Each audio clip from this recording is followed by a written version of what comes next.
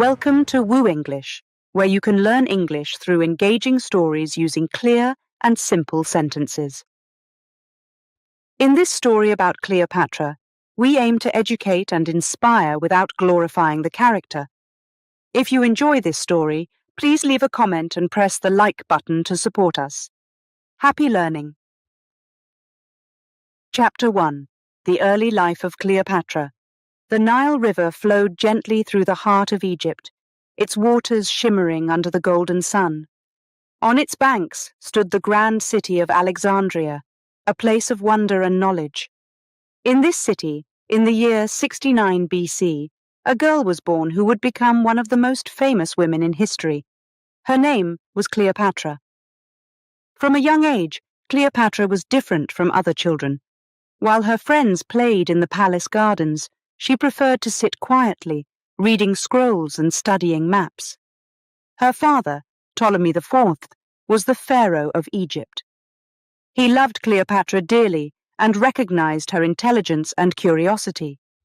He made sure she received the best education possible. Cleopatra learned many languages, including Greek, Egyptian, and Latin. She enjoyed studying mathematics and astronomy, finding the stars and numbers fascinating. The Great Library of Alexandria, one of the largest libraries in the ancient world, became her second home. She spent countless hours there, lost in the scrolls and books. Each day, she absorbed more knowledge, preparing herself for the future she knew would be challenging. Cleopatra's family life was complicated. The Ptolemaic dynasty was filled with intrigue and power struggles. Her father, Ptolemy XIV, faced many challenges during his reign. There were threats from within Egypt and from the mighty Roman Empire. Cleopatra watched and learned from these struggles, understanding that ruling Egypt required wisdom and strength. As Cleopatra grew older, she became more involved in the politics of her country. She listened to her father's advisors and observed the court's workings. She saw how alliances were made and broken, how trust could be a rare commodity in the palace. Cleopatra knew that to protect her people and her kingdom, she would need to be clever and brave. One day, when Cleopatra was about 14 years old, a great change came to her life. Her father was forced to flee Egypt due to political unrest. Cleopatra and her younger brother, Ptolemy XIII, were left to rule in his absence. It was a daunting task for someone so young, but Cleopatra did not shy away from her responsibilities. She quickly proved herself to be a capable and intelligent leader. She worked tirelessly to stabilize the kingdom, showing a maturity beyond her years. Cleopatra's charm and eloquence won her many allies, and her strategic mind helped her navigate the complex political landscape. She knew that every decision she made could have significant consequences for her people. Cleopatra's intelligence and beauty were renowned throughout the ancient world. Her education had made her not just a scholar, but also a captivating speaker. She could converse with scholars and soldiers alike, understanding the intricacies of their fields. Her ability to switch between languages with ease impressed everyone she met. It was said that Cleopatra could hold her own in any conversation, whether it was about philosophy or the latest military strategies. Despite the challenges she faced, Cleopatra's love for her country never wavered. She often took long walks along the banks of the Nile, reflecting on the history of her land. She thought about the great pharaohs who had come before her and the legacy she wanted to leave behind. Cleopatra knew that Egypt was a land of great potential, a kingdom that had once been the jewel of the ancient world. She was determined to restore its glory. The years passed, and Cleopatra's wisdom and leadership grew stronger. She faced many trials, but each one only made her more resilient. She learned to trust her instincts and to use her intelligence to outmaneuver her enemies. Cleopatra understood that knowledge was power, and she never stopped seeking new information. The great library remained her sanctuary, a place where she could find peace and inspiration. Cleopatra's journey was just beginning. She knew that the path ahead would be filled with challenges and opportunities, but she was ready. With her sharp mind and unyielding determination, Cleopatra was prepared to face whatever came her way. She was not just a queen. She was a symbol of strength and wisdom for her people. Chapter 2. The Rise to Power. I remember the day my journey to power truly began. My father, Ptolemy the Puend, was in Rome, seeking support against our enemies. I was left in Alexandria, surrounded by advisors and courtiers who doubted me. I was just 18, but I knew I had to be strong for my people. I had to prove myself as a leader. The first challenge I faced was from my own brother, Ptolemy XIII. We were supposed to rule together, but he and his advisors wanted to push me aside. They believed a young woman could not lead Egypt. I knew I had to act quickly to secure my position. I decided to gather support from those loyal to me. I spoke to the priests, the soldiers, and the common people. I used my intelligence and charm to win them over. I promised them a better future, a stronger Egypt. Slowly, they began to see me as their true leader. One evening, as the sun set over the Nile, I called a meeting with my most trusted advisors. We gathered in a small, dimly lit room in the palace. I laid out my plans to take control from my brother. It was a risky move, but I knew it was necessary. "We must act swiftly," I said, my voice steady. "We cannot let them push us aside. We must show them that I am the rightful ruler of Egypt." My advisors nodded, their faces serious. They believed in me, and that gave me strength. Over the next few weeks, we worked tirelessly to gain more support. We sent messages to our allies and gathered our forces. Then, the day came when I had to confront my brother.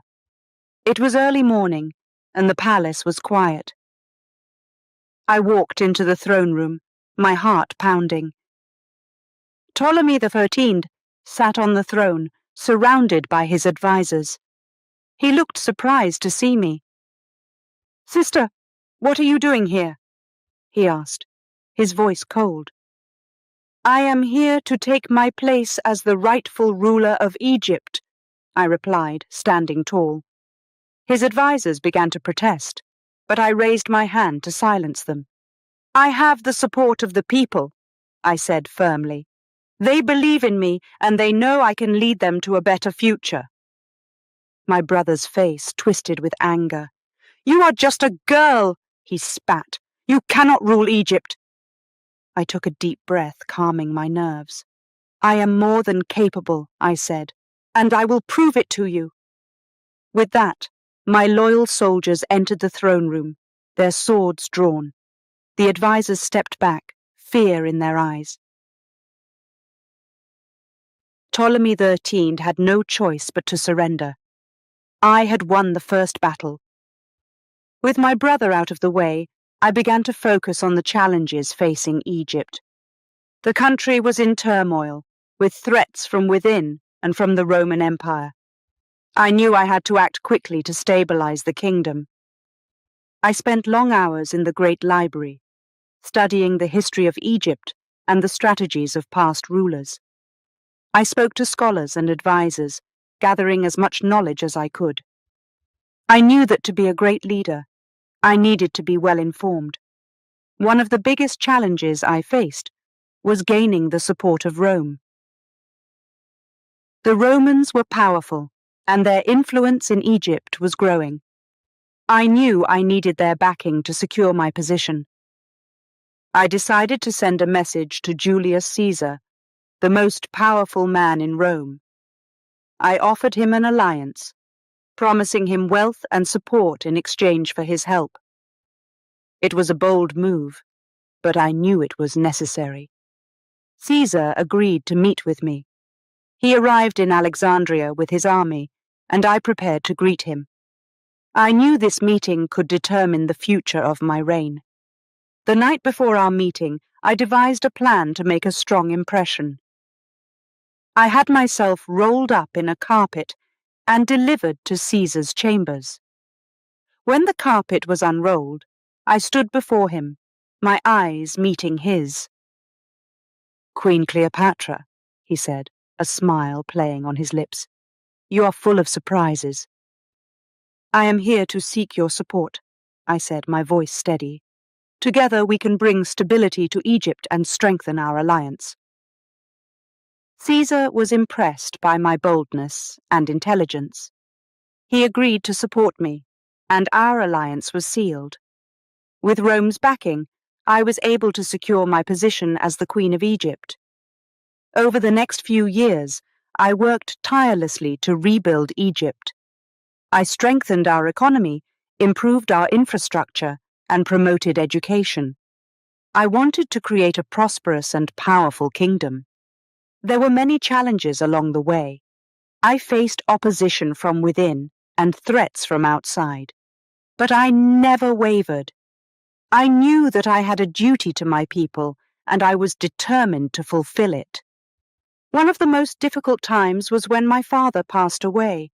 It was a great loss, but I knew I had to remain strong. I took on the full responsibilities of the throne, determined to honor his legacy. Through it all, I remained focused on my goal, to make Egypt a great and powerful kingdom once more.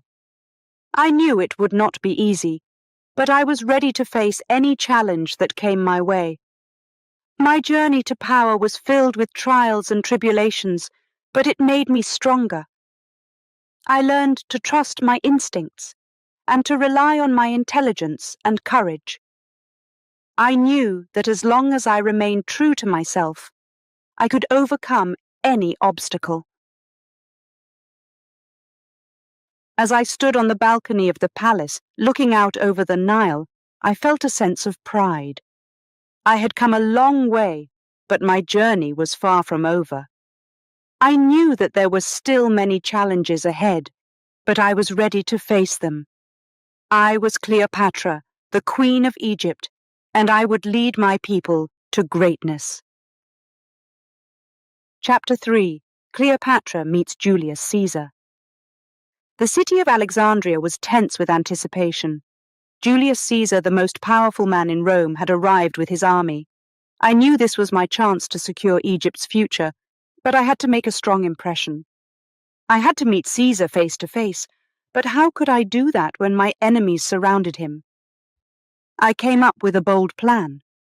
That night, under the cover of darkness, I had myself wrapped in a thick, luxurious carpet. My trusted servant, Apollodorus, carried the heavy bundle through the palace, carefully avoiding the guards. We reached Caesar's chambers, and Apollodorus presented the carpet to the Roman leader as a gift. Caesar ordered the carpet to be unrolled. As it unfurled, I emerged, standing tall and confident. Caesar's eyes widened in surprise, then softened with admiration. He was impressed by my daring. "Queen Cleopatra," he said, his voice warm, "you are full of surprises." "I seek your support," I replied, my voice steady.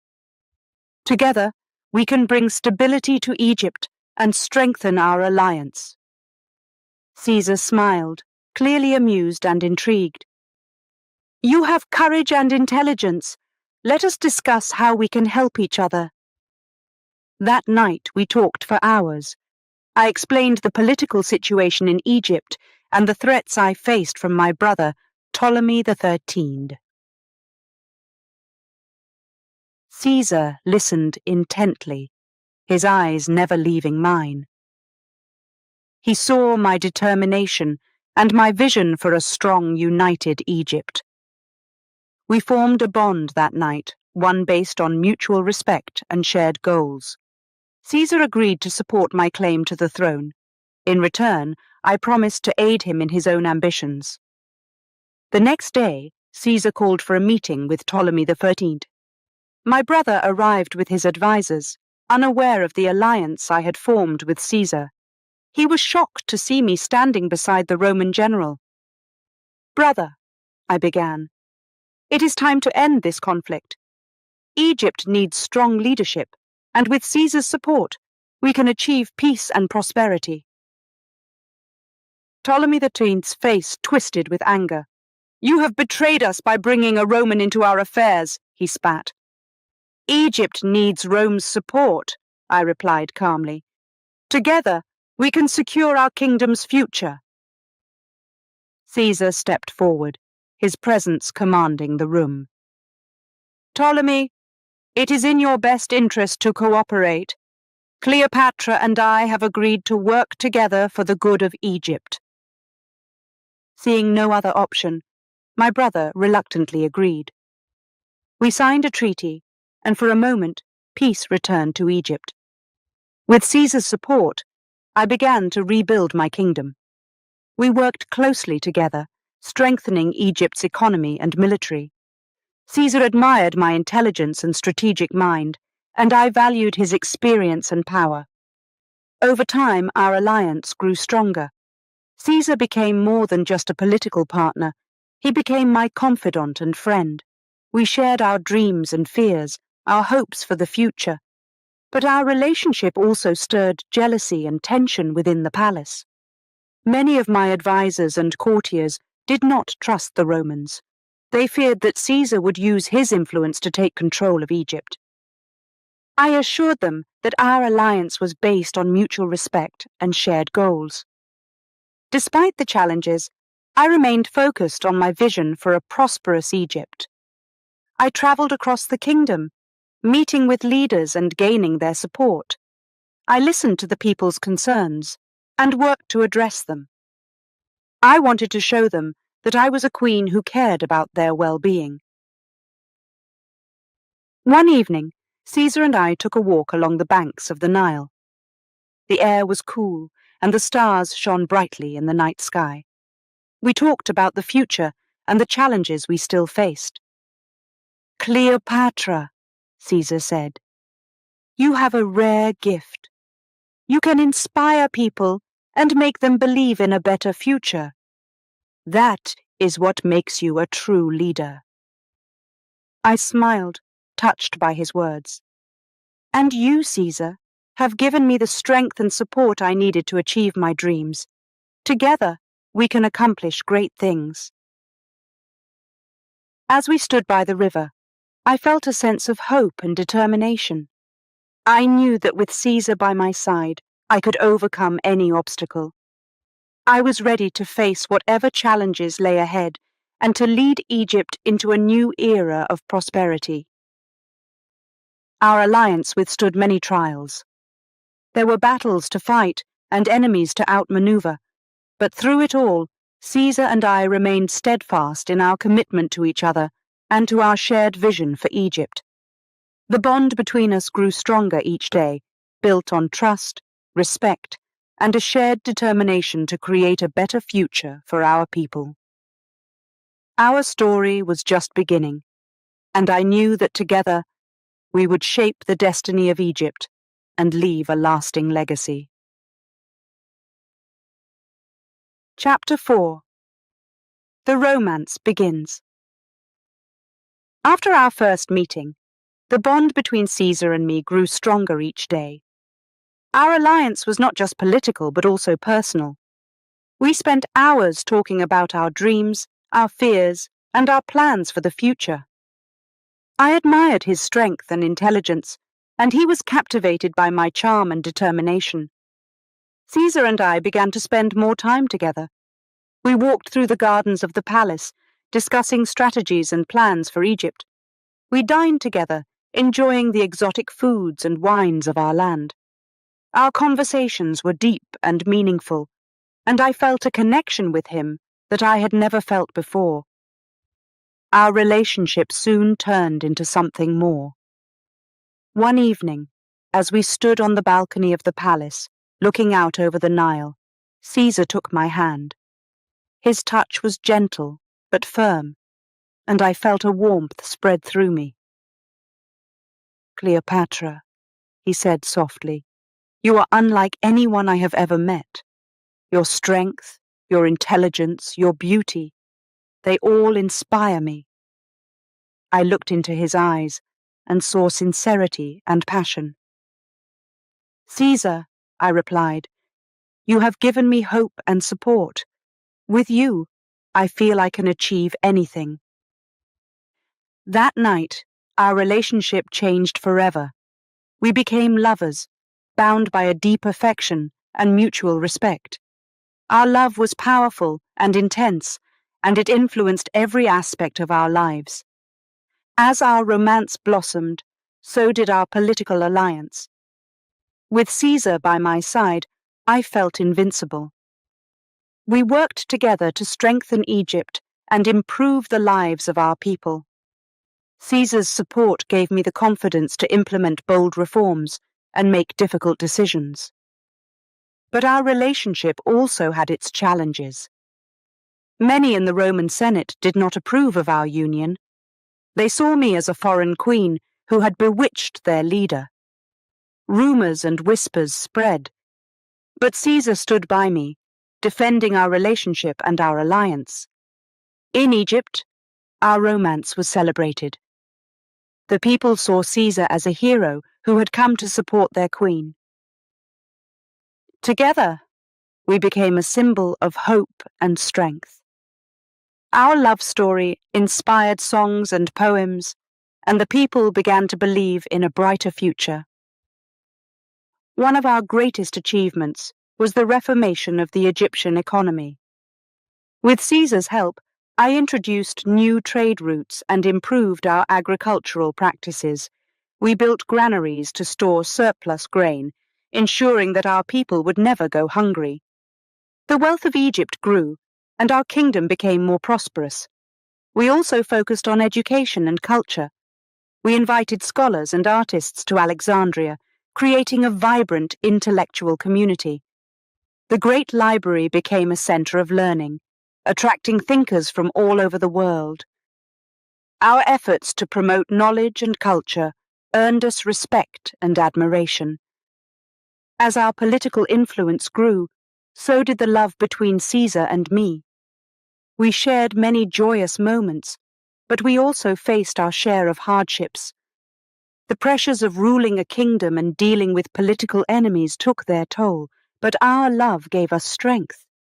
One of the most challenging times was when Caesar had to return to Rome. His enemies were growing stronger, and he needed to assert his authority. The night before he left, we stood on the balcony, holding each other close. "Cleopatra," he said, "I must go, but I promise to return. Our love and our alliance will endure." I nodded, trying to hold back my tears. "I will be waiting for you, Caesar.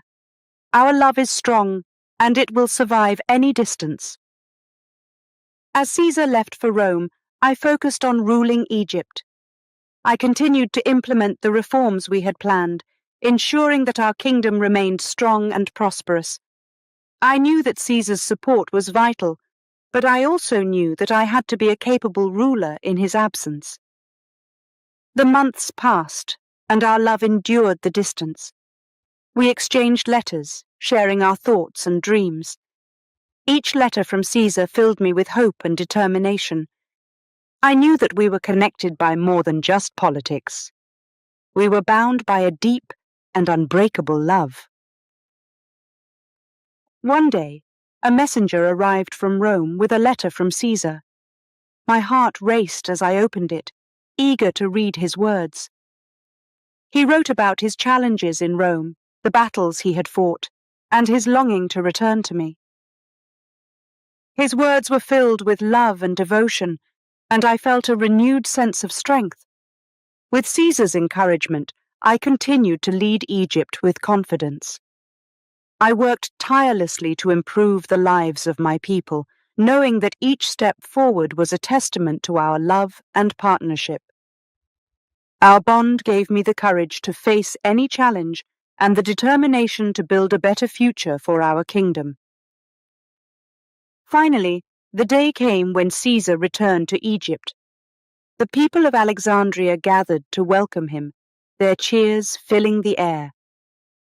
As I stood on the palace steps, my heart swelled with joy at the sight of him. Caesar approached me, a smile on his face. "Cleopatra," he said, "I am home." I took his hand, my eyes filled with tears of happiness. "Welcome back, Caesar. Together, we will continue to build our dream." Our reunion was a celebration of love and triumph.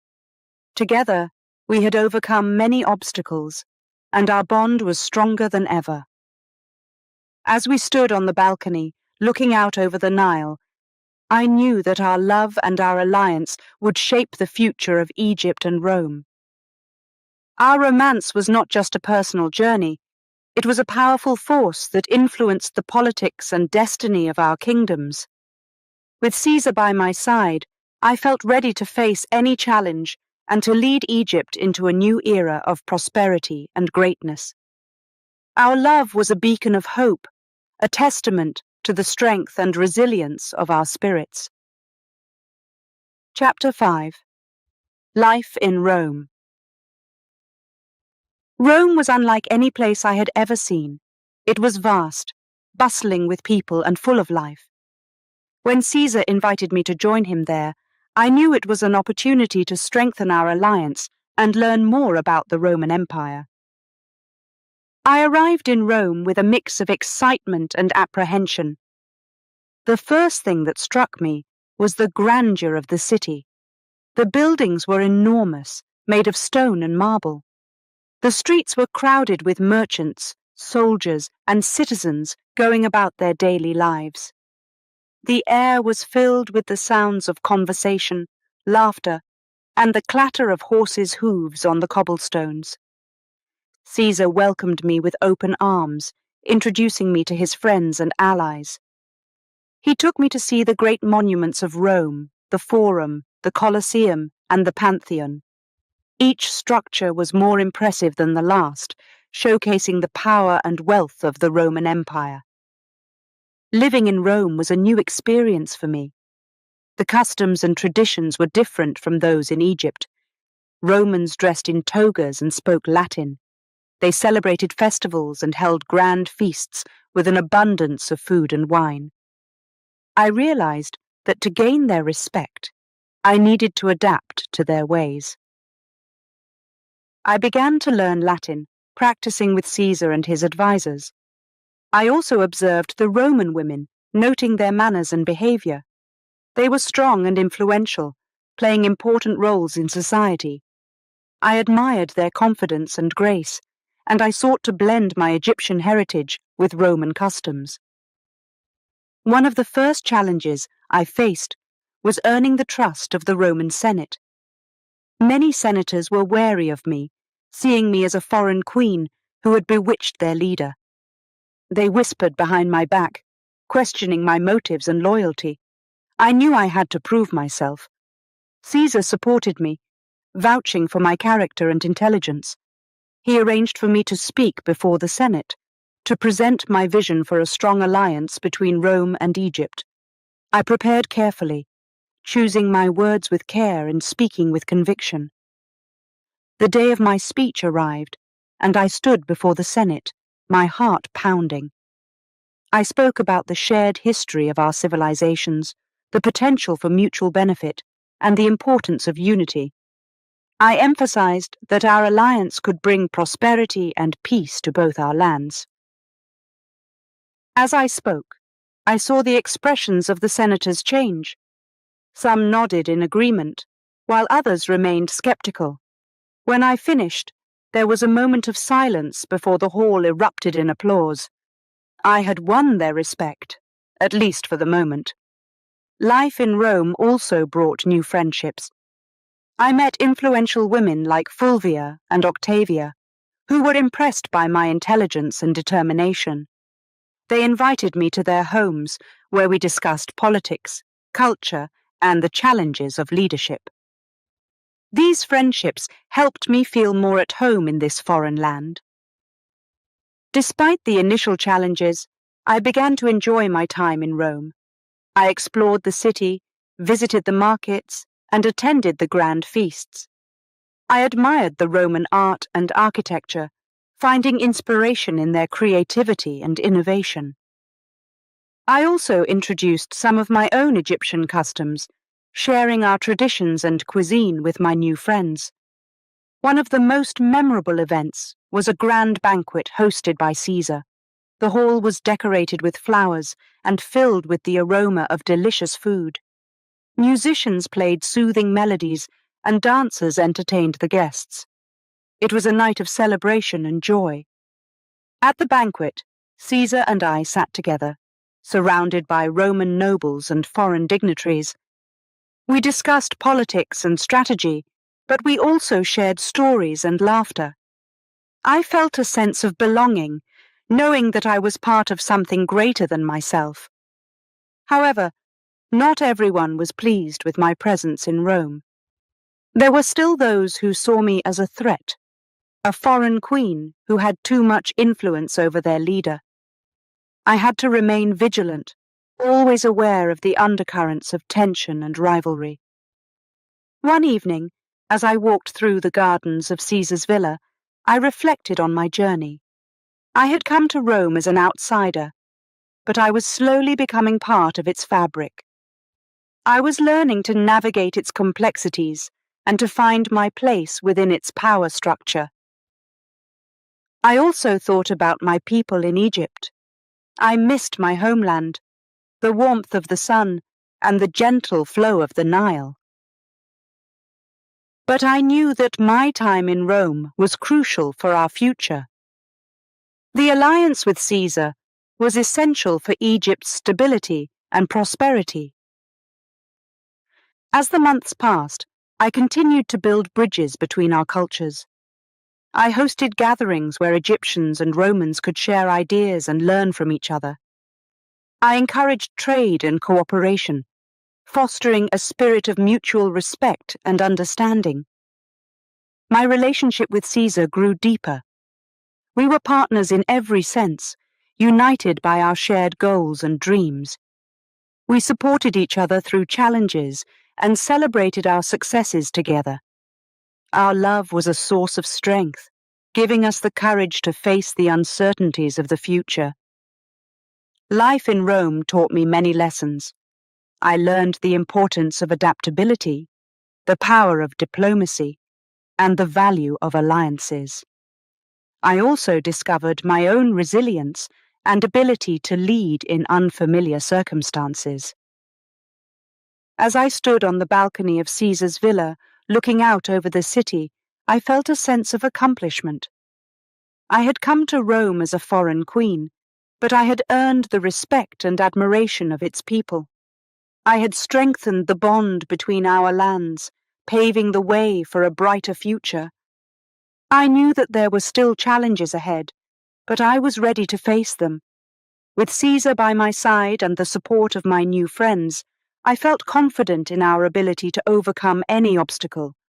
Together, we would continue to shape the destiny of our kingdoms and leave a lasting legacy for generations to come. Chapter 6. The Ides of March. The Ides of March. A day that changed everything. It started like any other day in Rome. The sky was clear and the streets were busy. Caesar was scheduled to attend a meeting at the Senate. He left our villa with his usual confidence, unaware of the danger that awaited him. I stayed behind, feeling a strange unease in my heart. As the hours passed, the uneasy feeling grew stronger. I tried to focus on my duties, but my thoughts kept returning to Caesar. Then a messenger arrived at the villa, his face pale and his eyes wide with fear. He brought news that shattered my world. "Caesar is dead," he said, his voice trembling. The words hit me like a blow. For a moment I couldn't breathe. I couldn't believe what I was hearing. Julius Caesar, the man who had changed my life, was gone. I felt a surge of emotions: grief, anger, disbelief. I wanted to scream, to cry, to lash out at the world. But I knew I had to stay strong. I had to think about what to do next. I gathered my thoughts and called for my trusted advisors. We needed to plan our next steps. Rome was no longer safe for me.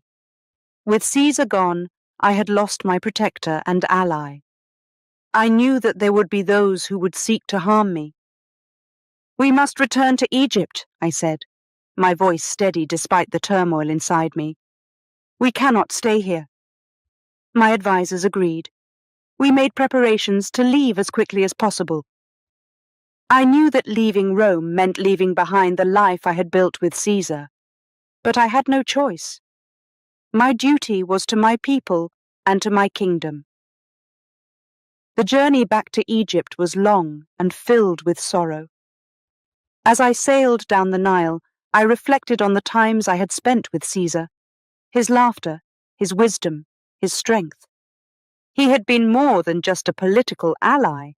He had been my friend, my lover, my partner. I thought about the dreams we had shared for a prosperous Egypt and a united Rome. Those dreams seemed so distant now, shattered by the betrayal that had taken his life. But I knew that I couldn't give up. I had to continue our work, to honor his memory by fighting for our shared vision. When I arrived in Alexandria, I was greeted by my people. They could see the grief in my eyes, but they also saw my determination. I had returned to lead them, to guide Egypt through this difficult time. I spent the first few days mourning in private, allowing myself to feel the pain of my loss. But soon, I knew I had to step back into my role as queen. There were many challenges to face, and I needed to be strong for my people.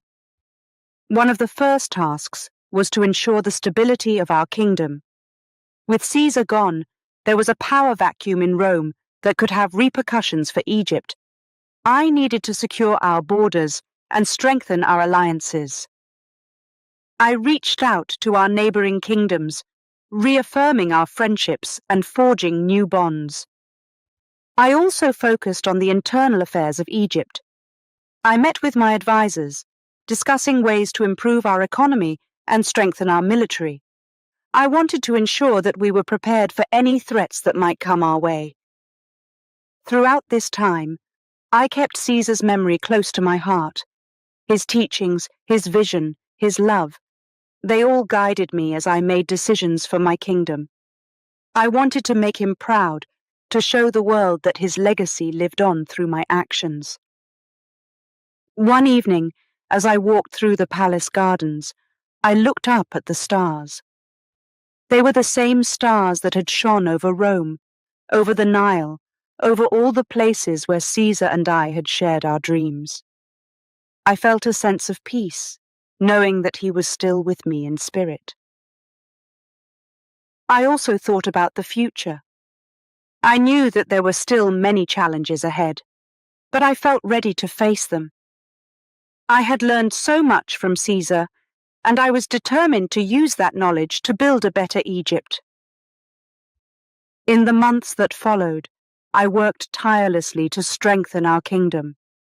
I introduced new trade routes, improved our agricultural practices, and invested in education and culture.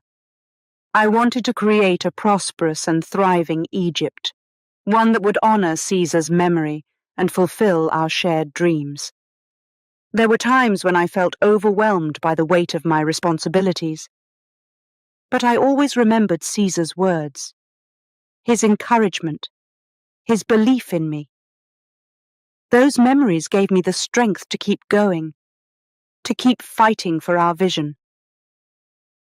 As time passed, the pain of losing Caesar began to fade, replaced by a deep sense of gratitude for the time we had shared. I knew that I had been fortunate to have known him, to have loved him, and to have been loved by him.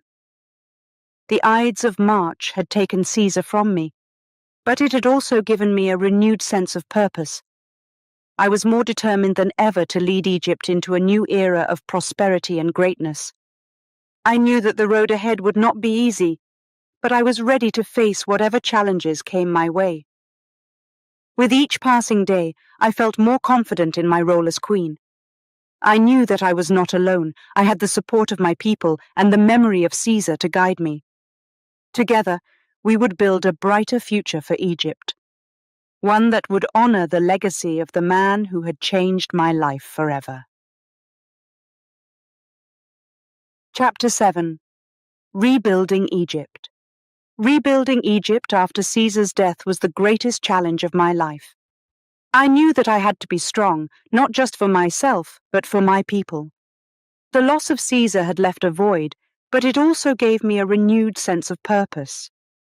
I was determined to make Egypt a prosperous and powerful kingdom once more. The first step was to stabilize our economy. Egypt was rich in resources, but we needed to manage them wisely. I called a meeting with my advisors and laid out my plans.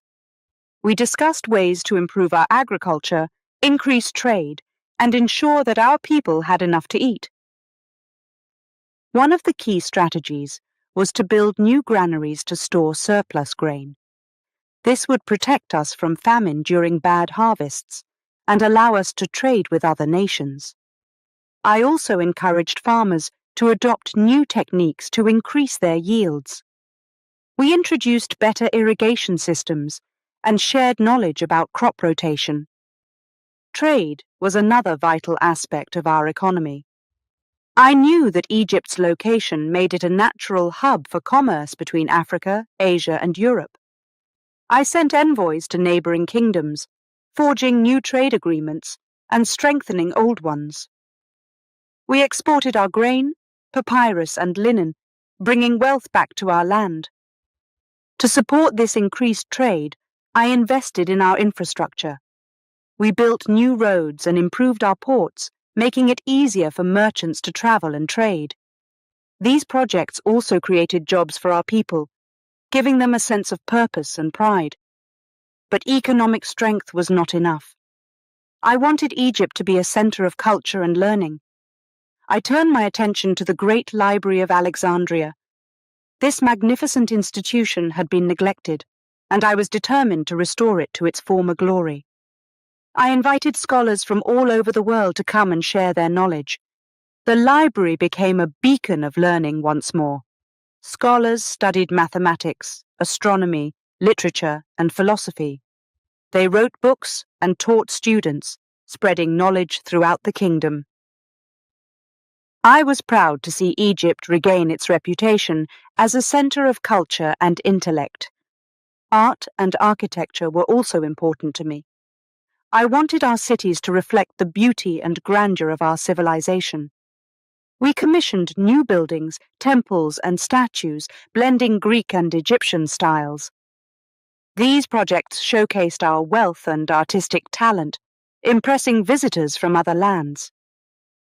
One of my favorite projects was the renovation of the Temple of Isis at Philae. This temple was sacred to our people, and I wanted it to be a place of beauty and peace. We restored the carvings and added new sculptures, creating a serene environment for worship and reflection. Education was another priority. I believed that a strong kingdom needed educated citizens. I established schools where boys and girls could learn to read, write, and study mathematics and science. We also taught them about our history and culture, instilling a sense of pride in their heritage. I often visited these schools, talking to the children and encouraging them to pursue their studies. I wanted them to know that their queen cared about their future and believed in their potential. Seeing their bright faces and eager minds filled me with hope for the future of Egypt. Of course, there were challenges along the way. Not everyone supported my reforms. Some of the old nobles resisted change, fearing it would diminish their power. But I was determined to push forward. I held meetings, listened to their concerns, and worked to find compromises. I knew that to succeed, I needed the support of my people. I also faced external threats. Rome was still a powerful presence, and I had to be careful in my dealings with them. I maintained a delicate balance, ensuring that Egypt remained independent while fostering good relations with the Romans. I knew that our future depended on diplomacy as much as on strength. Through it all, I felt the presence of Caesar guiding me. His teachings, his vision, his love, they all inspired me to keep going. I often thought about what he would do, how he would handle the challenges we faced. His memory gave me strength and courage. The years passed, and Egypt began to flourish. Our economy grew stronger, our culture thrived, and our people felt a renewed sense of pride. We celebrated festivals, honored our gods, and shared our successes with the world. The changes we made were not just superficial, they were deep and lasting, creating a foundation for a brighter future. One evening, as I walked through the streets of Alexandria, I felt a sense of peace. I saw children playing, merchants trading, and families enjoying their lives. I knew that we had come a long way from the dark days after Caesar's death. We had rebuilt our kingdom, and it was stronger than ever. I looked up at the stars, remembering the times Caesar and I had talked about our dreams. I felt a sense of fulfillment, knowing that I had honored his memory by making those dreams a reality. I knew that there were still challenges ahead, but I was ready to face them. With the support of my people and the strength of our culture, I felt confident that Egypt would continue to prosper. Rebuilding Egypt was not just a task, it was a journey of discovery and growth. I had learned so much about myself, my people, and the world. I felt a deep connection to my kingdom, a sense of responsibility and pride. I knew that our story was far from over, and I was excited to see what the future held. As I stood there, surrounded by the beauty and vitality of my kingdom, I felt a deep sense of gratitude. I was grateful for the support of my advisors, the hard work of my people, and the legacy of Caesar. Together, we had built something beautiful, something lasting. And I knew that as long as we continued to work together, the future of Egypt would be bright. Chapter 8. Cleopatra and Mark Antony. The day I met Mark Antony was a turning point in my life and in the history of Egypt. Antony, a powerful Roman general, arrived in Alexandria with a fleet of ships, seeking an alliance. The tension was palpable as we prepared to meet. I knew that this encounter could shape the future of our kingdoms. Antony entered the palace with his entourage, a man of imposing stature and confident demeanor. His presence filled the room. I welcomed him warmly, aware that first impressions were crucial. He looked at me with keen interest, and I could sense a mutual curiosity. "Queen Cleopatra," he said, bowing slightly, "I am honored to be in your presence." "General Antony," I replied, meeting his gaze, "welcome to Alexandria.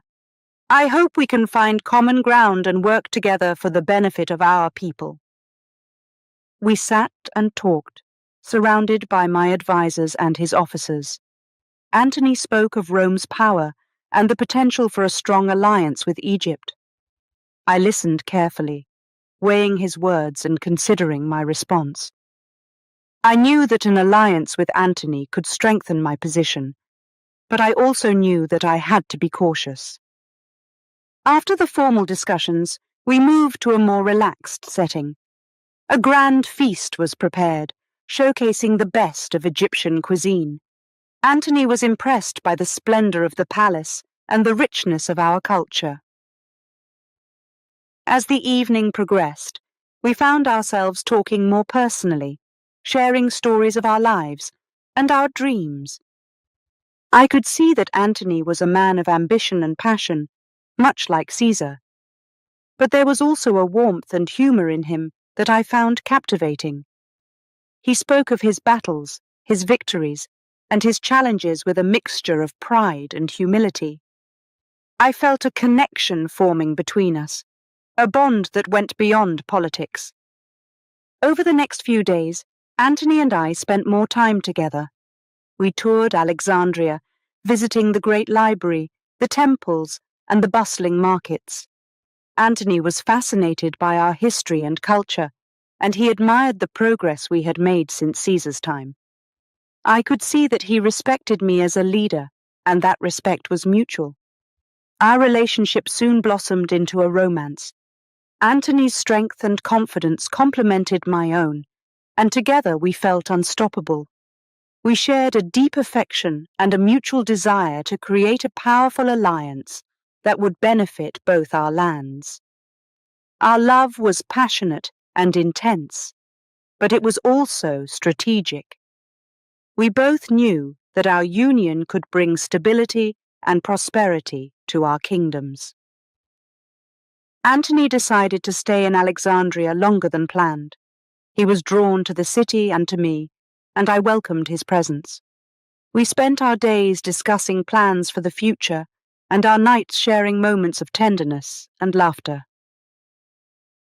I felt a sense of joy and hope that I had not felt since Caesar's death. But our romance was not without its challenges. Back in Rome, there were those who disapproved of Antony's relationship with a foreign queen. Rumors and gossip spread, questioning his loyalty and his intentions. Antony, however, remained steadfast. He believed in our alliance and our love, and he was determined to protect both. We faced political obstacles as well. Rome was a powerful entity, and its influence stretched far and wide. Antony had to navigate the complexities of Roman politics while maintaining his commitment to our partnership. It was a delicate balance, but we supported each other through every challenge. One of the most significant moments in our alliance was the signing of the Treaty of Alexandria. This agreement solidified our partnership, outlining the terms of our cooperation and mutual support. We agreed to share resources, military aid, and strategic information. The treaty was a symbol of our commitment to each other and to our shared vision for the future. Our alliance brought immediate benefits to Egypt. With Antony's support, we strengthened our military, secured our borders, and expanded our trade networks. The people of Egypt began to see the positive impact of our partnership, and their trust in my leadership grew. Antony and I also focused on cultural exchange. We encouraged scholars, artists, and thinkers to travel between our lands, sharing knowledge and ideas. This exchange enriched both our civilizations, fostering a spirit of cooperation and mutual respect. Despite the challenges, our love continued to grow. Antony's presence in my life brought me joy and strength. We were not just allies, we were partners in every sense. Together we faced the world with determination and hope, confident in our ability to overcome any obstacle. One evening, as we stood on the balcony of the palace, looking out over the Nile, I felt a deep sense of contentment. The river flowed gently under the moonlight, a symbol of the life and vitality of our land. Antony stood beside me, his hand in mine, and I knew that we were building something lasting and beautiful. "Cleopatra," he said, his voice soft and filled with emotion, "together we can achieve greatness. Our love and our alliance will shape the future of our kingdoms." I nodded, feeling the truth of his words. "Yes, Antony. Together we are stronger. We will create a legacy that will be remembered for generations to come." As we stood there, united in our love and our vision, I felt a sense of peace and purpose. The future was uncertain, but with Antony by my side, I knew that we could face anything. Our bond was powerful, forged in the fires of passion and ambition, and it would guide us through whatever lay ahead.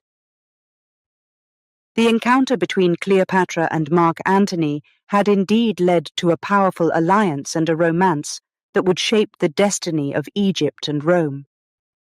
Our story was far from over, and I was ready to face the challenges and opportunities that the future would bring, confident in the strength of our partnership and the depth of our love. Chapter 9. The Golden Age of Egypt. Under the rule of Mark Antony and me, Egypt entered a golden age. The kingdom flourished, and our people enjoyed a time of peace and prosperity. We worked tirelessly to improve our lands, and the results were remarkable. One of our greatest achievements was the advancement of agriculture. We introduced new farming techniques and improved irrigation systems. The fertile lands along the Nile produced bountiful harvests, providing food for all. We built granaries to store surplus grain, ensuring that no one would go hungry during times of drought or poor harvests. The abundance of food allowed us to trade with neighboring kingdoms, bringing wealth into Egypt. We also focused on trade and commerce. The ports of Alexandria were bustling with activity as ships arrived from all corners of the world. We traded grain, papyrus, linen, and spices, establishing Egypt as a major hub of international trade. The wealth generated from this commerce funded many of our projects and improved the lives of our people. Education and culture were also at the heart of our reign. The great library of Alexandria became a center of learning once more.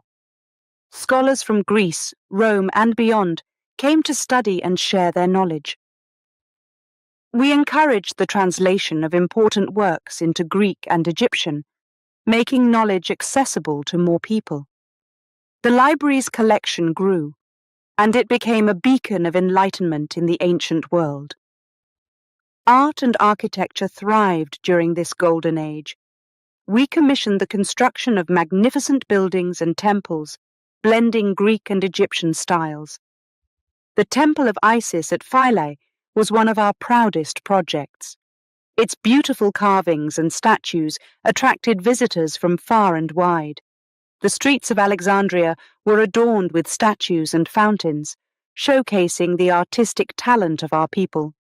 We also celebrated our prosperity with grand festivals and public celebrations. The festival of Oubaha was one of the most magnificent. It was a time of joy and thanksgiving, where the people of Egypt came together to honor the gods and celebrate our success.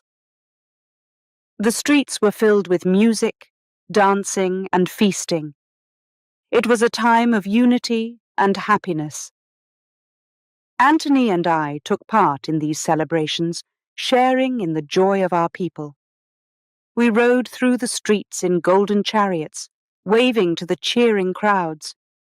It was a time of great pride and fulfillment for both of us. We felt a deep connection to our people and a sense of accomplishment in what we had achieved. Our rule was not without challenges, but we faced them with determination and strength. We dealt with threats from within and outside our borders. Some Roman leaders disapproved of Antony's alliance with me and sought to undermine our power. But we stood firm, united in our love and our vision for Egypt. We worked tirelessly to protect our kingdom and ensure its continued prosperity. The golden age of Egypt was also a time of personal happiness for me. Antony and I shared a deep bond, and our love grew stronger each day. We supported each other in our duties and found joy in the simple moments we shared together.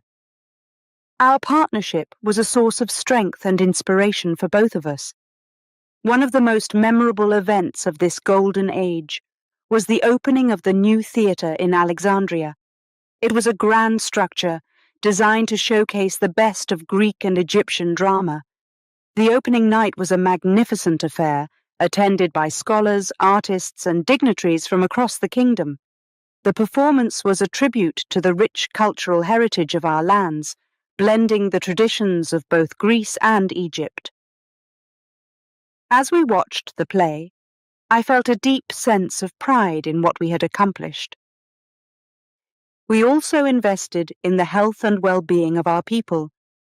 We built new hospitals and improved the existing ones, ensuring that medical care was available to all. We invited skilled physicians from Greece and Rome to train our doctors and share their knowledge. The health of our people improved, and their quality of life increased. The golden age of Egypt was a testament to what could be achieved through unity and vision. Antony and I worked together to create a prosperous and thriving kingdom, one that would be remembered for generations to come. Our efforts brought stability and wealth to our land, and our people enjoyed the benefits of our hard work.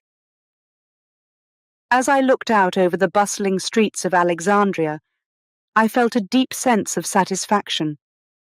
The city was alive with activity, and the people were happy and prosperous. I knew that we had created something special, something that would endure long after we were gone. The golden age of Egypt was a time of joy and achievement, and I was proud to have been a part of it. Antony and I often reflected on our journey and the challenges we had overcome. We knew that our partnership had been instrumental in achieving this golden age.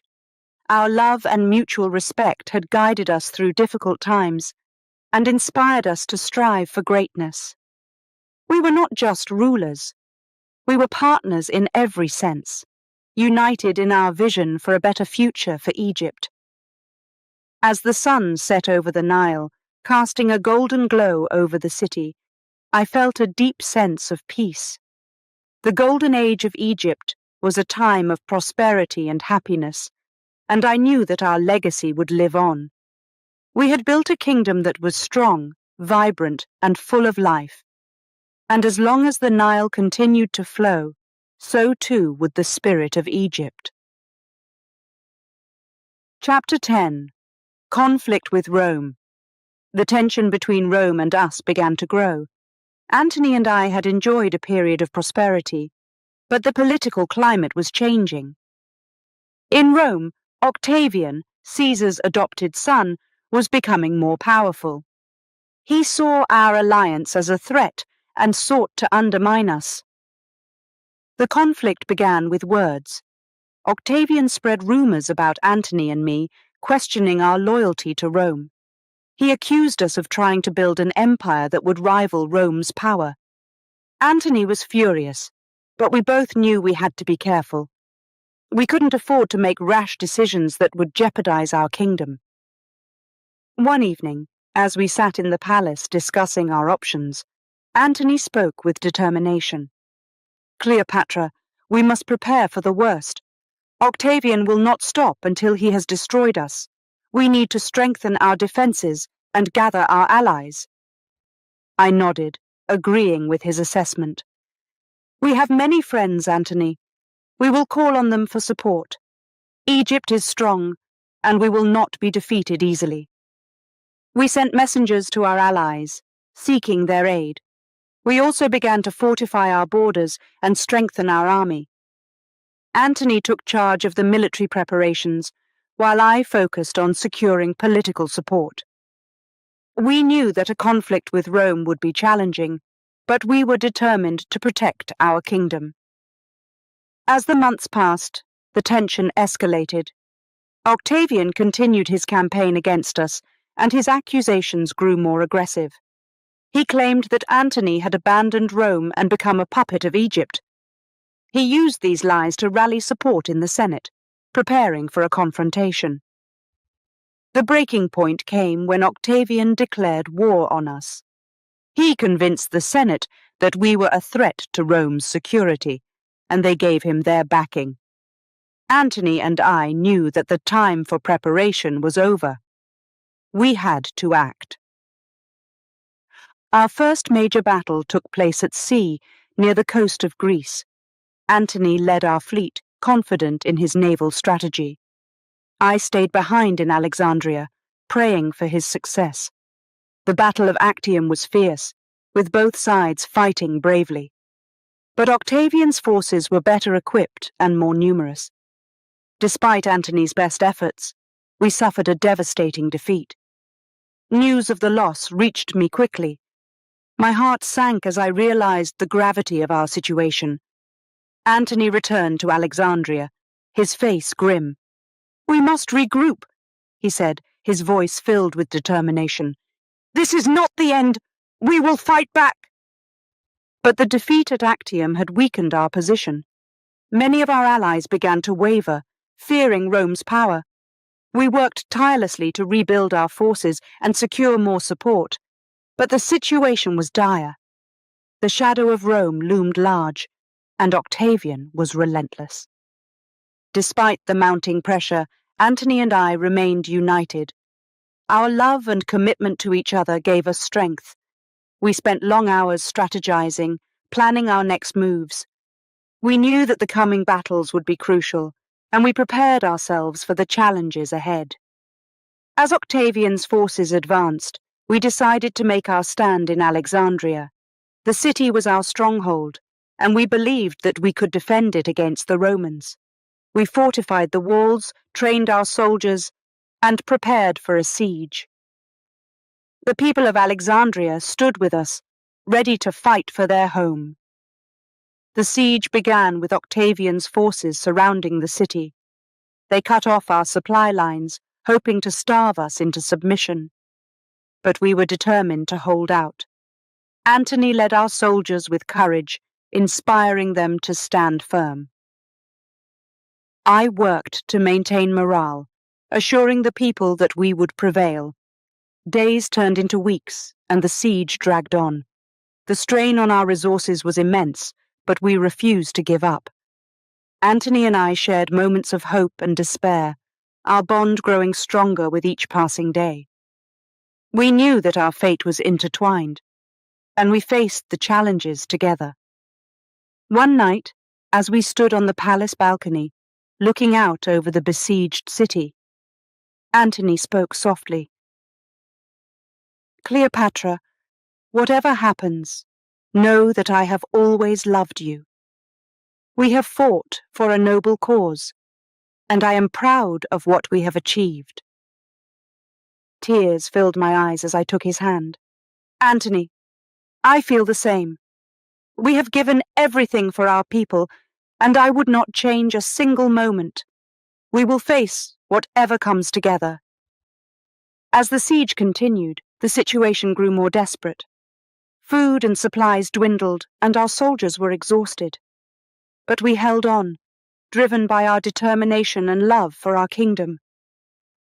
Octavian's forces pressed harder, seeking to break our resolve. Finally, the walls of Alexandria could hold no more. Octavian's troops breached the defenses, flooding into the city. Antony and I knew that the end was near. We made a final stand, fighting alongside our soldiers, determined to protect our home to the last. In the chaos of the battle, Antony was wounded. I rushed to his side, my heart breaking at the sight of his injuries. "Stay with me, Antony," I pleaded, tears streaming down my face. He looked at me with love and pain in his eyes. "Cleopatra, live for our dream. Lead our people. Promise me you will not give up." I nodded, my voice choked with emotion. "I promise, Antony, I will carry on our fight." As Antony's life slipped away, I felt a deep emptiness. But I knew I had to honor his last wish. The conflict with Rome had taken its toll, but I would not let our dream die. I would continue to fight for Egypt, for our people, and for the legacy we had built together. The struggle against Rome was far from over, and I steeled myself for the challenges ahead. I would face Octavian and his forces with all the strength and determination I could muster. The fight for Egypt's future was not yet finished, and I would carry on, driven by the love and memory of Antony. Chapter 11. The Battle of Actium. The day of the Battle of Actium was bright and clear. The sun shone on the blue waters of the Ionian Sea as Antony and I stood on the deck of our flagship. We knew this battle would be decisive. Our fate and the future of Egypt hung in the balance. We had prepared our fleet for months, gathering ships and training our men. Now, the time had come to face Octavian's forces. The Roman fleet was vast and well organized. As we watched their ships approach, I felt a knot of anxiety in my stomach. But I also felt a surge of determination. We had come too far to turn back now. Antony stood beside me, his face calm and resolute. He gave orders to our captains, and the ships moved into formation. The battle began with a clash of oars and the roar of catapults. Our ships sailed forward, meeting the Romans head-on. Arrows flew through the air, and the sound of metal striking wood filled the air. Antony's strategy was to break through the Roman lines and create confusion. At first, it seemed to be working. Our ships rammed into the enemy, and for a moment it looked like we had the upper hand. But Octavian's fleet was well prepared. They quickly regrouped, and their ships surrounded us. The battle became chaotic. Our men fought bravely, but the Romans were relentless.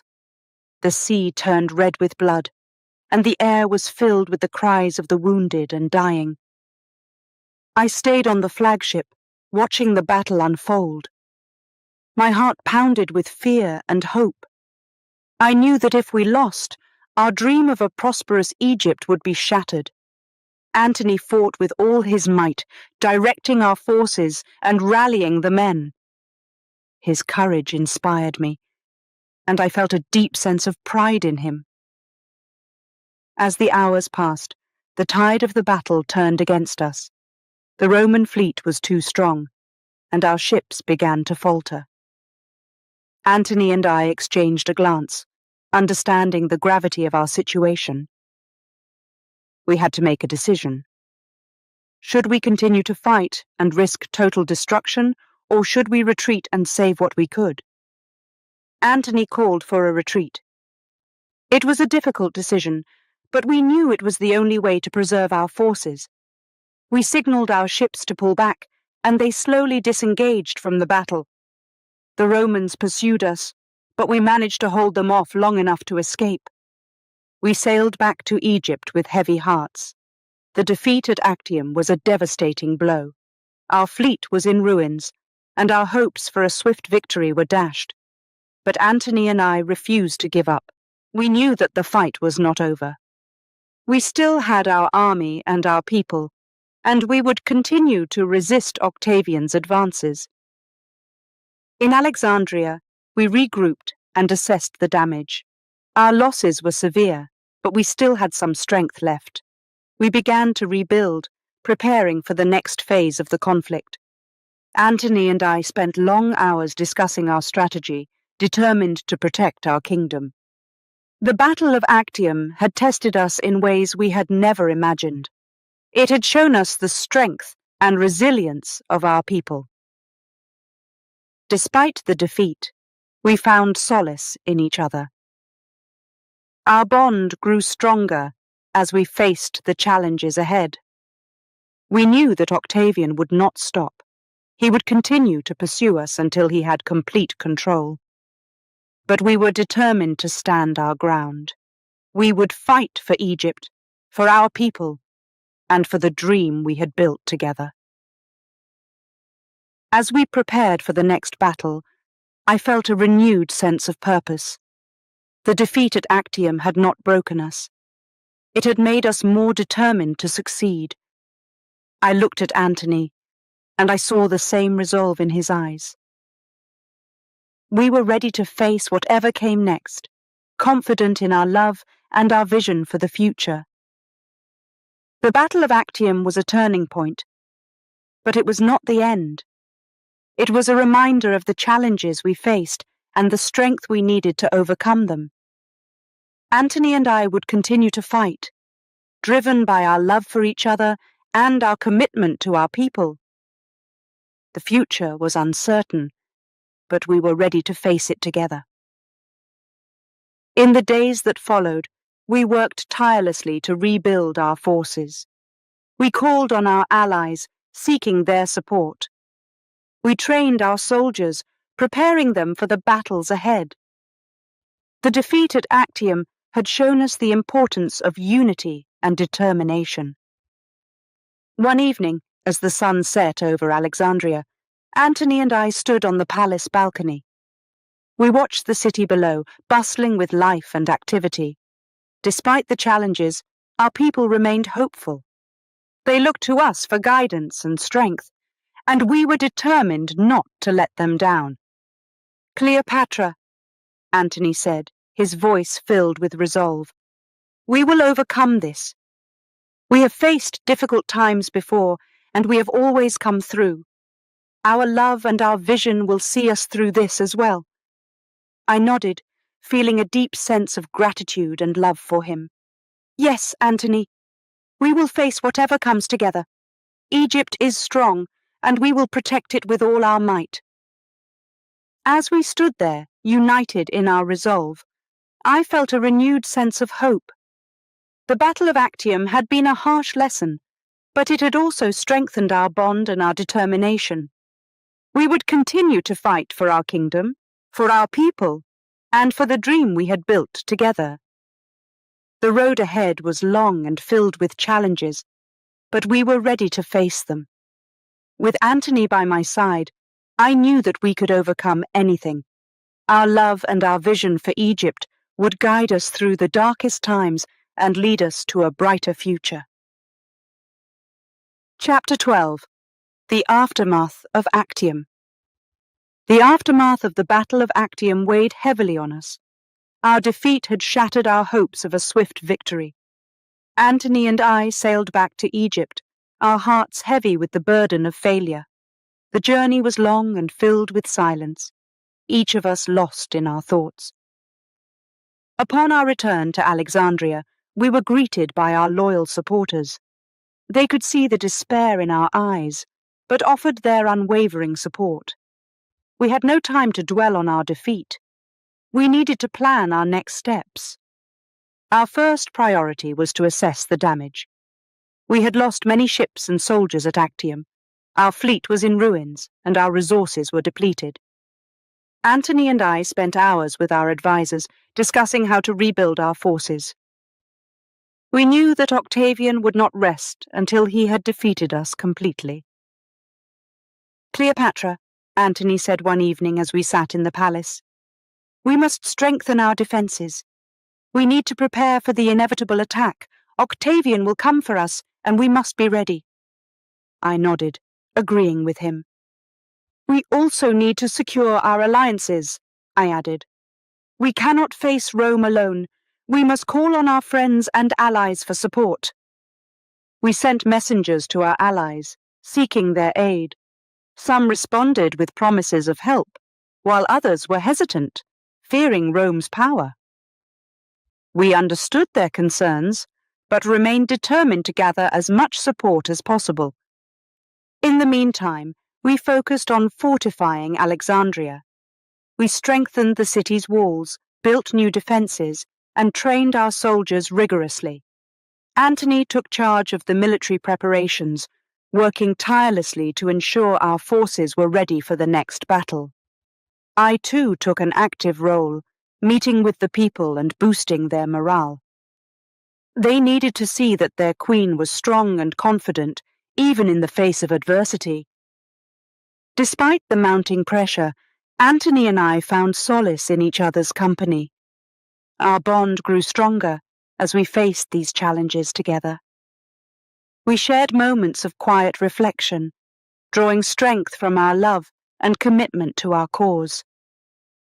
One evening, as we walked through the palace gardens, Antony spoke of his hopes for the future.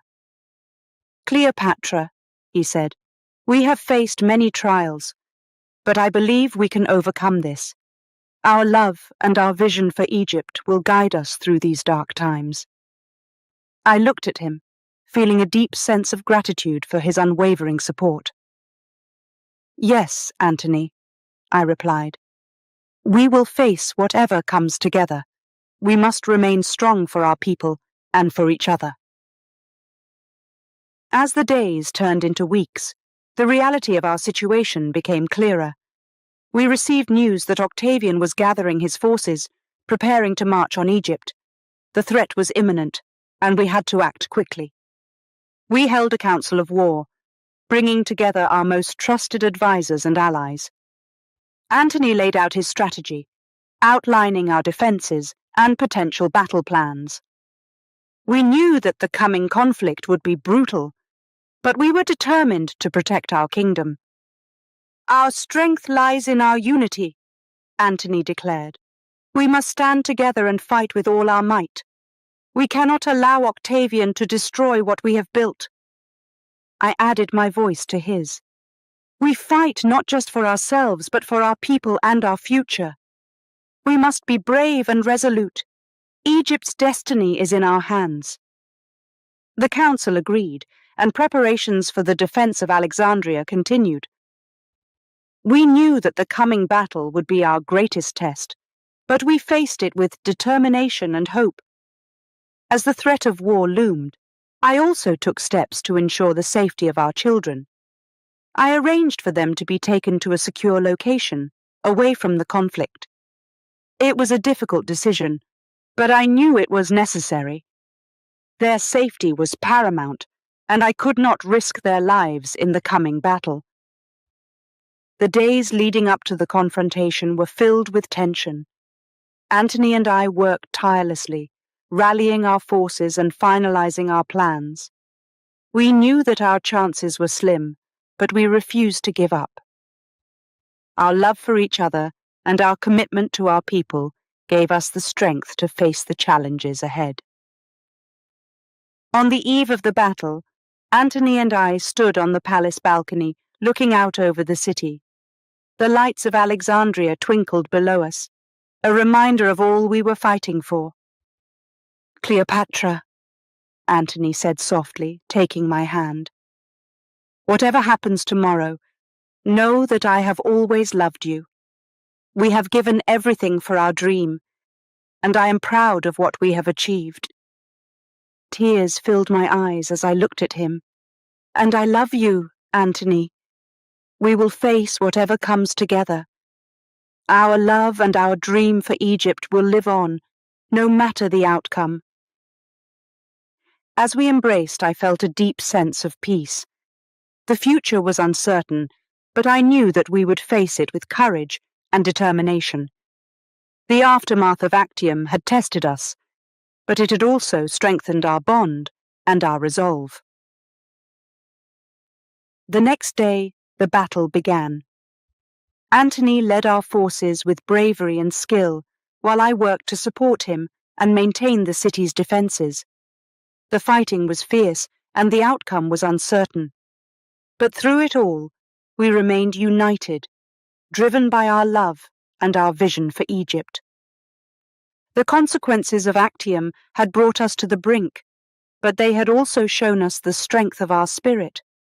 We were ready to face whatever came next, confident in our ability to protect our kingdom and our dream. The future of Egypt was at stake, and we would fight with all our might to ensure its survival. Chapter 13. The Final Days. The final days of our reign were filled with tension and uncertainty. Antony and I knew that Octavian's forces were closing in on Alexandria.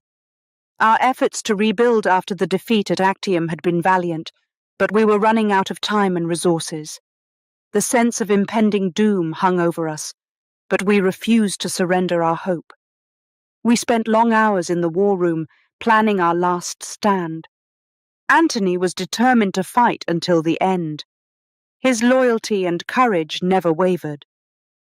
I admired his strength, even as I felt the weight of our situation pressing down on us. "Cleopatra," Antony said one night, "we must prepare for the worst. If Octavian breaches our defenses, We cannot allow ourselves to be captured. We need to have a plan. I understood the gravity of his words. Capture would mean humiliation and likely death. We had to consider every possibility. We will fight with everything we have, I replied. But if the worst comes, we will face it together. We will not let Octavian destroy our legacy. We agreed on a plan. If the city fell, we would retreat to the palace and make our final stand there. We would not be taken alive. It was a grim decision, but one we felt was necessary to preserve our dignity and the honor of Egypt. As the days passed, the tension grew. Octavian's forces surrounded Alexandria, cutting off our supplies and tightening their grip. The people of the city were afraid, but they remained loyal. They looked to Antony and me for strength, and we did our best to provide it. One morning, as the sun rose over the city, the sound of battle filled the air.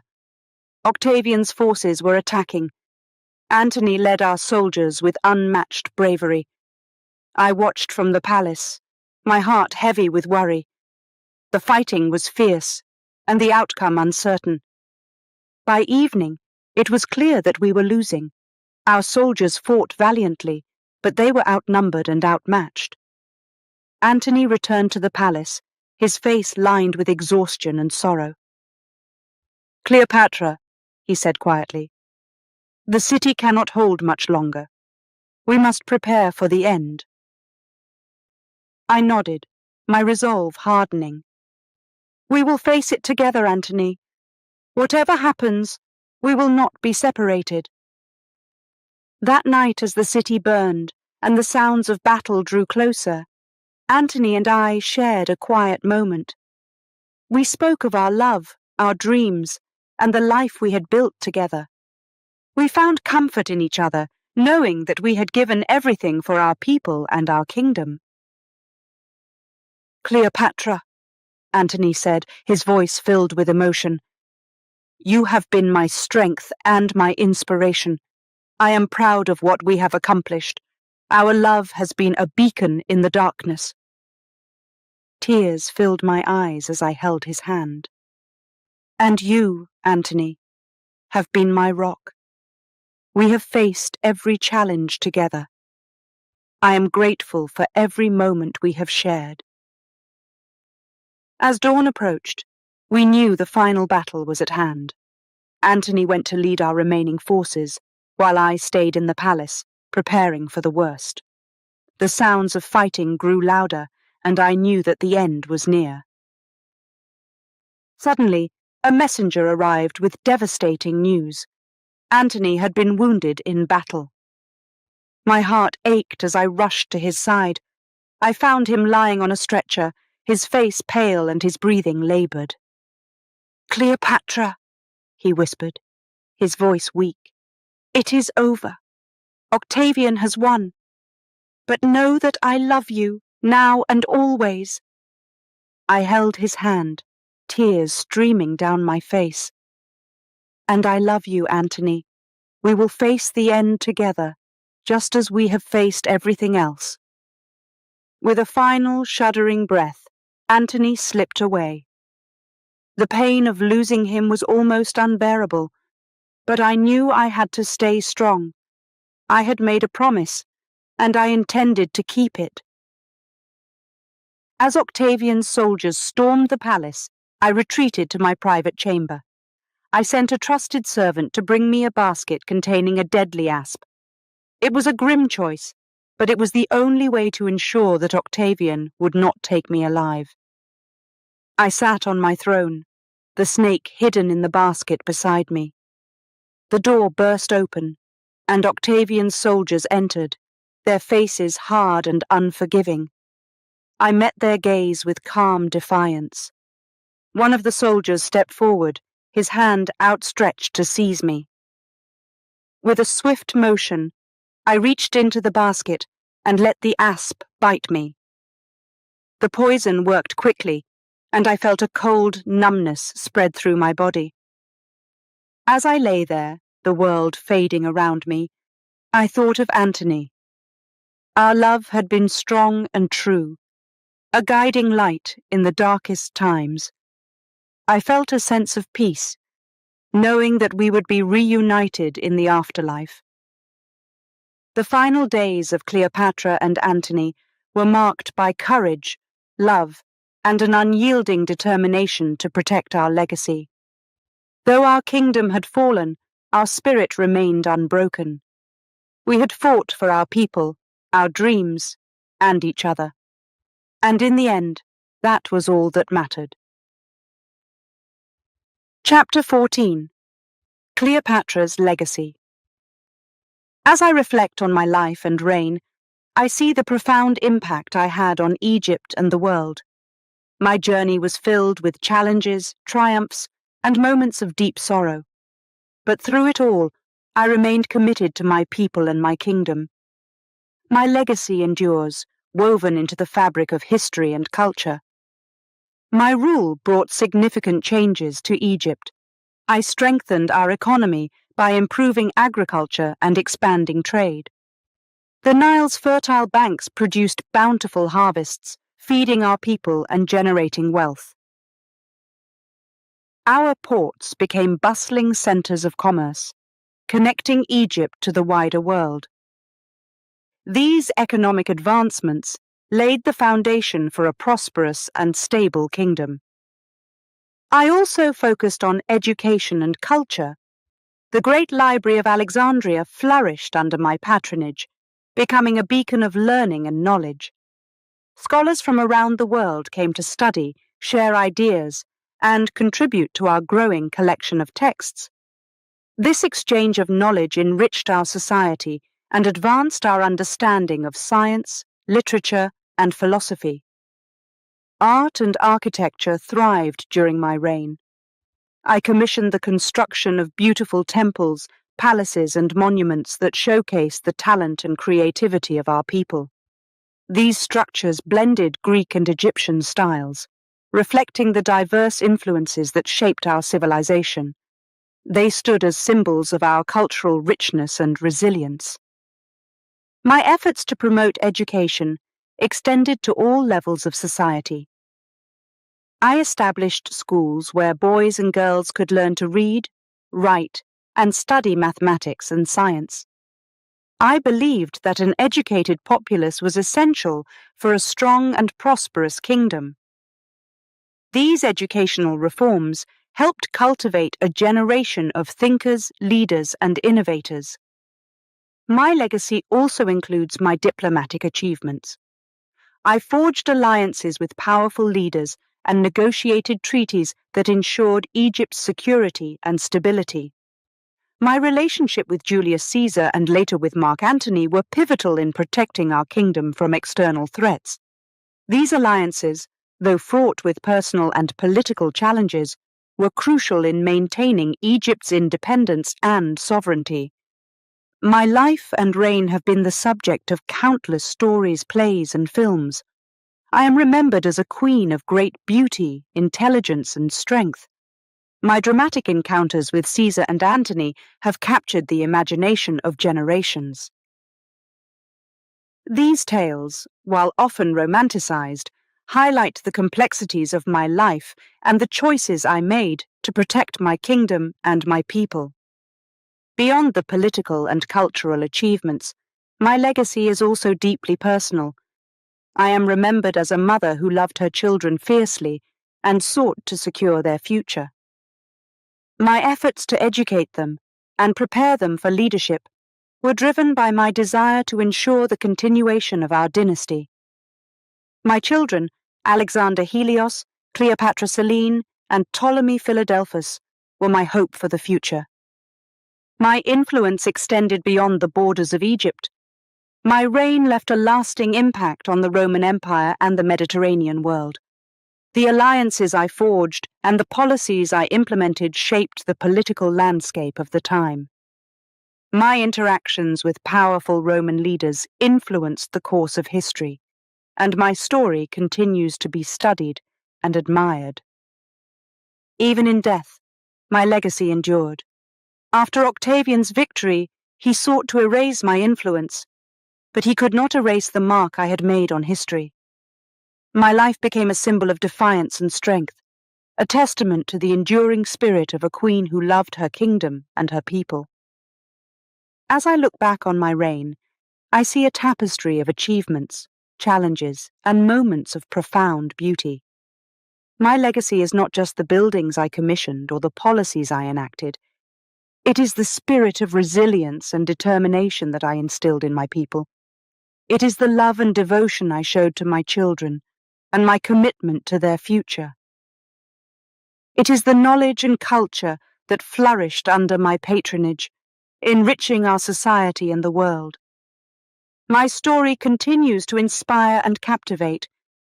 It is a tale of a queen who faced immense challenges, but remained steadfast in her love for her people and her kingdom. It is a story of courage, intelligence, and the enduring power of the human spirit. My legacy is a reminder that even in the face of adversity, we can achieve greatness and leave a lasting impact on the world. As the sun sets over the Nile, casting a golden glow on the waters, I feel a deep sense of peace. I am Cleopatra, Queen of Egypt, and my legacy lives on. My life and reign have shaped the course of history, leaving an indelible mark on the world.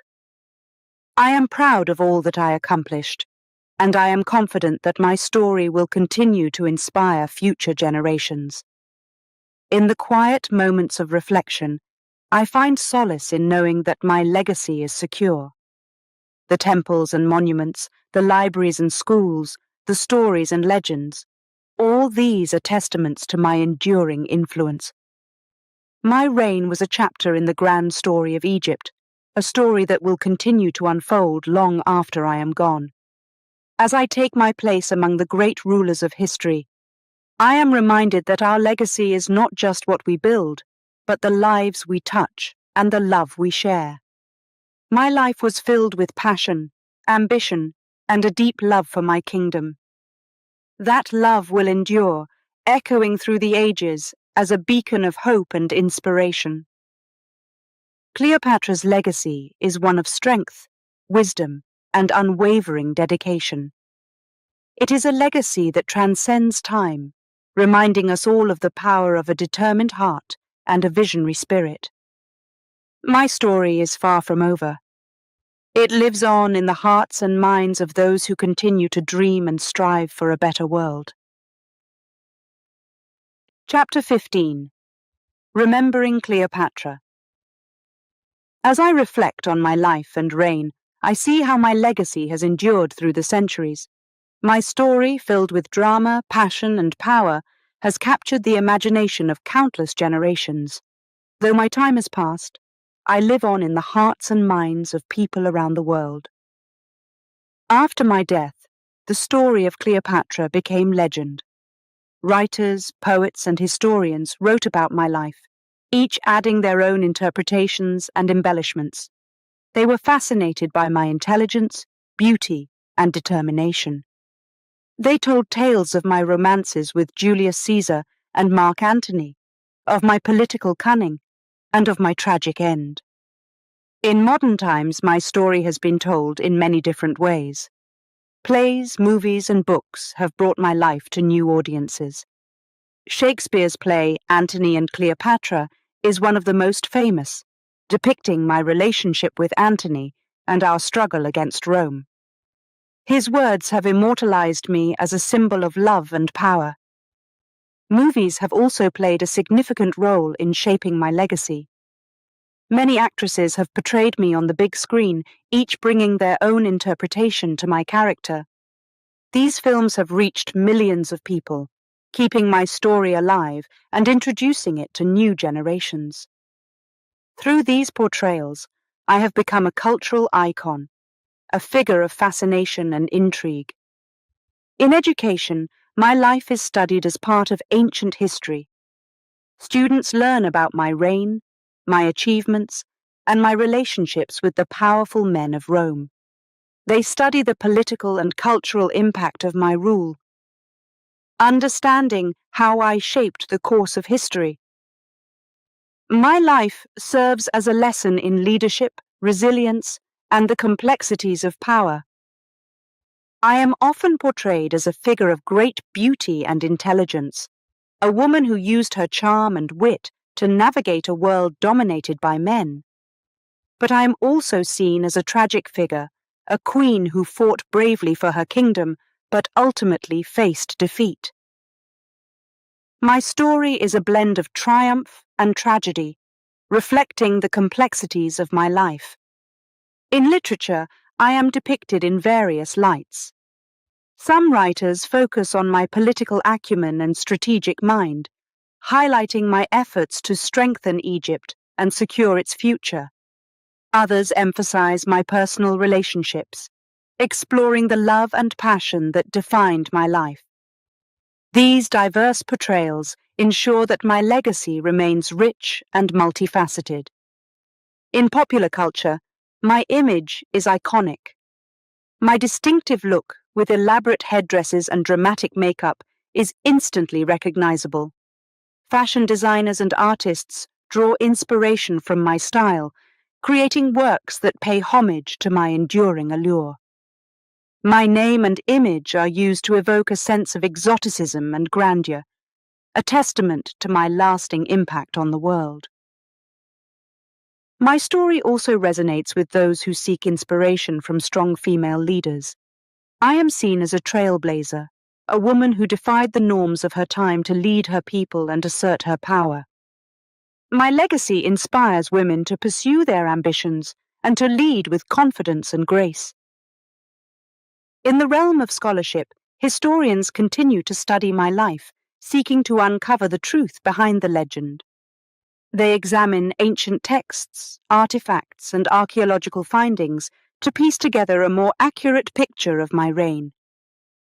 Their work ensures that my story is not just a myth, but a part of the historical record. As I look back on my life, I am proud of what I accomplished. I ruled a powerful kingdom, forged important alliances, and left a lasting mark on history. My efforts to promote education, culture, and prosperity have had a lasting impact on Egypt and the world.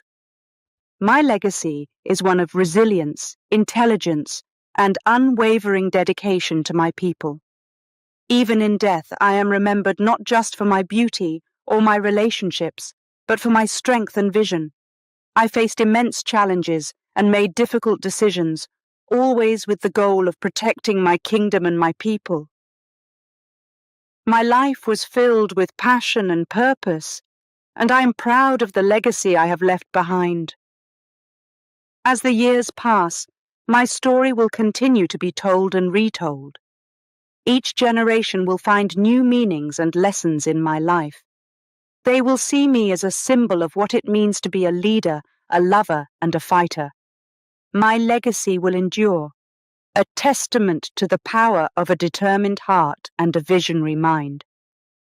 In the quiet moments of reflection, I find solace in knowing that I have left an indelible mark on the world. My life was a journey of triumph and tragedy, of love and loss. But above all, it was a story of unwavering strength and determination. I am Cleopatra, Queen of Egypt, and my legacy will live on forever. Through the words of poets and the images of artists, through the lessons taught in classrooms and the stories told on stage and screen, I am remembered. My life continues to inspire and captivate, a beacon of hope and resilience for all who hear my tale. As long as there are those who seek to learn and to dream, my story will never fade.